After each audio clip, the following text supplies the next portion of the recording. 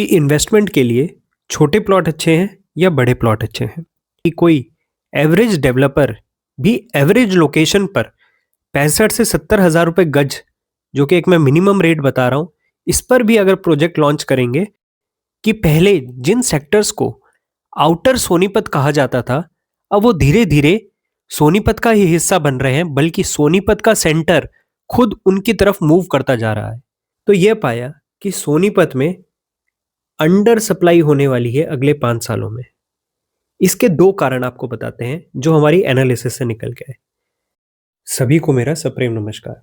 सोनीपत की property market में property, खासकर प्लॉट खरीदने वाले लोगों की सोच काफी बदल गई है पिछले 2 सालों में। इसके 3 पहलुओं पर आज हम डिस्कशन करेंगे। पहला पहलू यह है कि इन्वेस्टमेंट के लिए छोटे प्लॉट अच्छे हैं या बड़े प्लॉट अच्छे हैं। मेरा मानना है दोनों ही अपनी जगह ठीक है, पर इसी पहलू पर आज से लगभग 2 साल पहले मेरे एक दोस्त से मेरी अच्छी खासी बहस हुई थी। मेरे दोस्त का यह मानना था, जो सोनीपत के रहने वाले हैं, कि सोनीपत में केवल बड़े प्लॉट ही मैक्सिमम खरीदे जाएंगे। लोगों को खुला बड़ा मकान बनाने का शौक है, यहां पर छोटे प्लॉट्स की डिमांड नहीं रहेगी।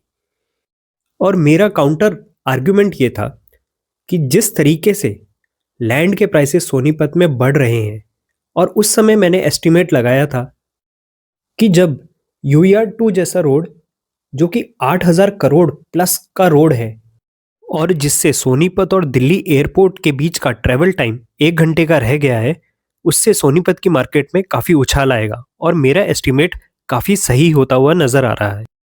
और अब सोनीपत की मार्केट में छोटे साइज के प्लॉट बहुत जल्दी एब्जॉर्ब हो रहे हैं, उनकी डिमांड सप्लाई से ज्यादा है।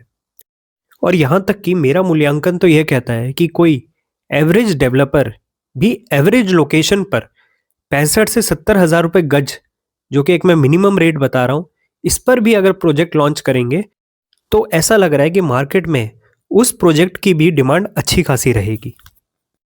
सोनीपत प्रॉपर्टी मार्केट में चेंजिंग माइंडसेट, बदलती सोच का दूसरा पहलू है कि पहले जिन सेक्टर्स को आउटर सोनीपत कहा जाता था, अब वो धीरे धीरे सोनीपत का ही हिस्सा बन रहे हैं, बल्कि सोनीपत का सेंटर खुद उनकी तरफ मूव करता जा रहा है।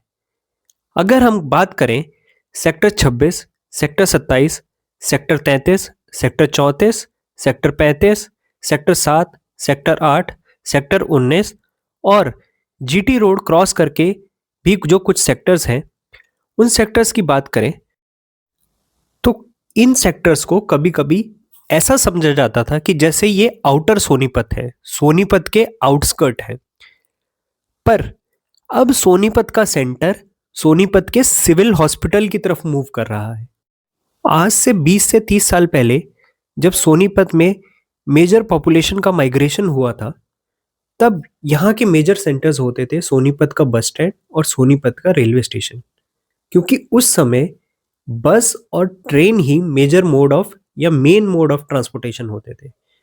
लेकिन अब जब मैक्सिमम लोगों के पास पर्सनल व्हीकल्स हैं, पर्सनल कार या टू व्हीलर्स हैं ट्रांसपोर्टेशन के लिए, तो लोग रेलवे स्टेशन या बस स्टैंड से दूर घर बनाने में भी परहेज नहीं करते। तो इन्हीं कारणों से हम कह सकते हैं कि जिन सेक्टर्स को पहले आउटर सोनीपत की तरह माना जाता था, वो सेक्टर अब सोनीपत के ही इंटीग्रल इंपॉर्टेंट पार्ट बन चुके हैं। और तीसरा पहलू यह है कि सोनीपत में पहले लगता था कि सोनीपत में रेजिडेंशियल यूनिट, खासकर अगर हम प्लॉट की बात करें तो प्लॉट्स की ओवर सप्लाई है, ज़रूरत से ज़्यादा प्लॉट्स हैं। पर जब इसकी डीप एनालिसिस की गई तो यह पाया कि सोनीपत में अंडर सप्लाई होने वाली है अगले 5 सालों में। इसके दो कारण आपको बताते हैं जो हमारी एनालिसिस से निकल के आए। पहला कारण यह है कि national capital region planning board के अकॉर्डिंग सोनीपत की पॉपुलेशन साल 2021 से 2031 तक 2.7 गुना बढ़ जाएगी। यह उनका प्रोजेक्शन है। सोनीपत की पॉपुलेशन काफ़ी इंक्रीज होगी, और पॉपुलेशन इंक्रीज होने का कारण यहाँ पे जनरेट होने वाली एम्प्लॉयमेंट, यहाँ पे पहले से बसी हुई कॉलोनीज में बहुत ज़्यादा हाई डेंसिटी पॉपुलेशन, और IMT खरखौदा में जिस तरीके से मारुति के नए नए प्लांट लगते जा रहे हैं तो रेजिडेंशियल नीड्स भी बढ़ती जा रही है। दूसरी बात यह भी है कि सोनीपत में ज़्यादातर प्लॉटेड डेवलपमेंट्स हैं। सोनीपत में हॉरिजॉन्टल एक्सपेंशन हुआ है सेक्टर्स का, वर्टिकल एक्सपेंशन मतलब यहाँ पे हाई राइज कम है और आने वाले हाई राइज का प्लान भी कम है। तो इसकी वजह से सोनीपत में अंडर सप्लाई रहेगी, क्योंकि जब कोई शहर वर्टिकली ग्रो होता है, जब वहाँ पे हाई राइजेस, बड़े बड़े ऊंचे ऊंचे टावर्स बनते हैं, तब वहाँ पे ओवर सप्लाई होती है। पर सोनीपत में तो ज़्यादातर प्लॉटेड डेवलपमेंट है, तो यहाँ पे पॉपुलेशन इतनी बढ़ जाएगी पर नंबर ऑफ ड्वेलिंग यूनिट्स या रेजिडेंशियल यूनिट्स अगर कम रह गई तो यहाँ पे बहुत ज़्यादा संभावना है कि अंडर सप्लाई होगी नंबर ऑफ रेजिडेंशियल यूनिट्स की।